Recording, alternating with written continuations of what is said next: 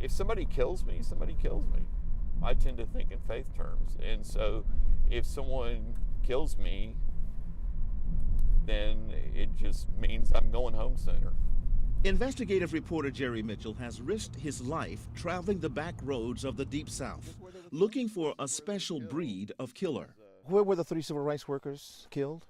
Right here, right along this ditch up the road here. Men who murdered civil rights activists decades ago with impunity.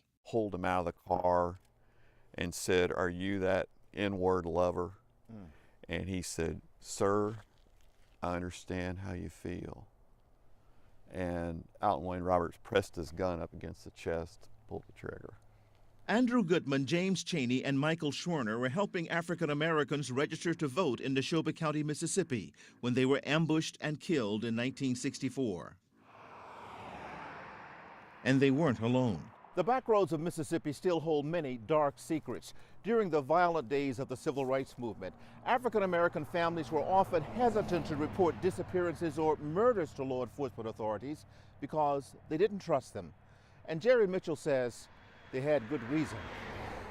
In fact, the trio was delivered to a lynch mob by the county's deputy sheriff, Cecil Price. Yeah, he was in the Klan, and so was the sheriff, Lawrence Rainey.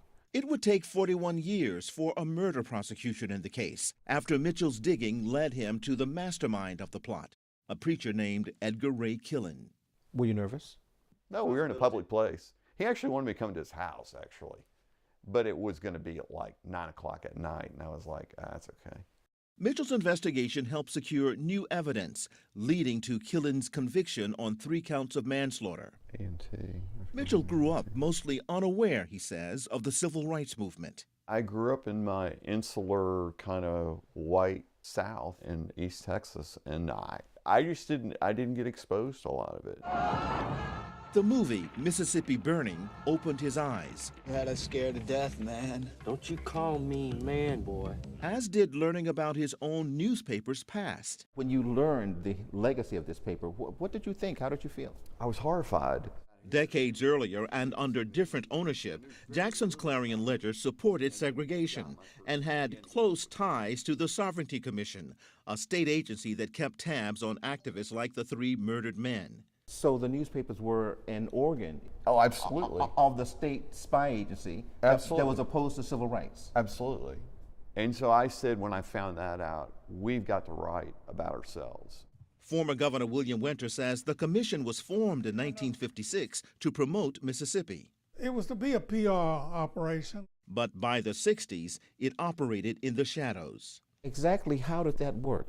Well, they would infiltrate the ranks of the citizens of the NAACP. It was really an arm of white segregationists who were determined at all costs to prevent any sort of integration, particularly in the schools.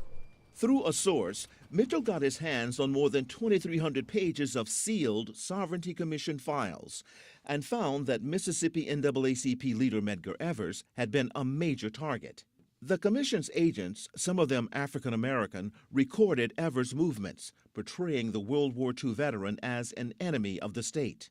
So he was coming back home from an NAACP rally? He was. In June 1963, Evers was shot and killed in the driveway of his home. His wife and children were inside. As he stepped forward, he got shot in the back and then went through that window, the corner of the window here, went through a wall, hit the refrigerator, and landed on a counter. His accused murderer, Byron DeLay Beckwith, was tried twice, but both juries deadlocked. Poring through the commission's reports, Mitchell made a crucial discovery. At the same time, the state of Mississippi was prosecuting Byron DeLay Beckwith for the killing of Medgar Evers. This other arm of the state, the Sovereignty Commission, was secretly assisting the defense, trying to get him acquitted.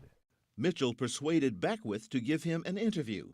The chat lasted 6 hours with what Mitchell says was hate-filled rhetoric. So he walks me out to the car and gets out there and says, if you write negative things about white Caucasian Christians, God will punish you. If God does not punish you directly, several individuals will do it for him. But Mitchell's story ran, prompting new witnesses to come forward, saying Beckwith had bragged of the killing. Medgar Evers' brother, Charles, at first was skeptical about Mitchell's work.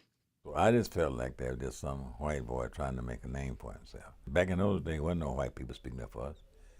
Jerry Mitchell was one of the few whites that's, and to this day, that still and fight for what's right for everybody. And I love him as a brother, and I respect him as a reporter. In 1994, Beckwith was convicted of first-degree murder in Medgar Evers' death. Mitchell's reporting also helped convict Ku Klux Klan Grand Wizard Sam Bowers of killing civil rights leader Vernon Dahmer in 1966, and in the 1963 Birmingham, Alabama church bombing that killed 4 little girls, helped secure a murder conviction against Klansman Bobby Cherry. After talking to you, he was prosecuted. Yeah, he was. You would think they'd get tipped off at a certain point. That's what I was going to ask you. But yeah, this is Mitchell is still on the hunt, working on a book titled Race Against Time. Why that title? because time's running out to be able to prosecute these cases. But even if no suspects remain, says Mitchell, telling the story is just as important. Doing justice to history, no matter the risk. It's led to an unexpected gift, which is living fearlessly. You know, I began to, live for something that, greater than me. I didn't, I'm not that big a deal. Randall Pinkston, Al Jazeera, Jackson, Mississippi.